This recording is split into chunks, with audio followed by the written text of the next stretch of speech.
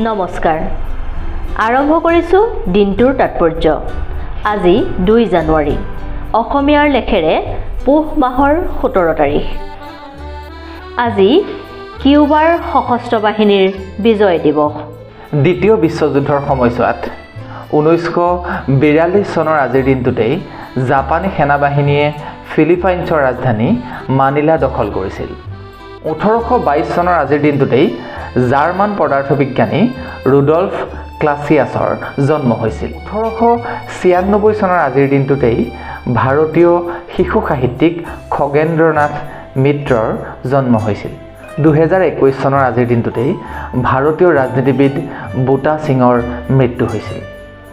1967 চনৰ আজিৰ দিনটোতে অসম কেশৰী অম্বিকাগিৰি ৰায়চৌধুৰীৰ মৃত্যু হৈছিল।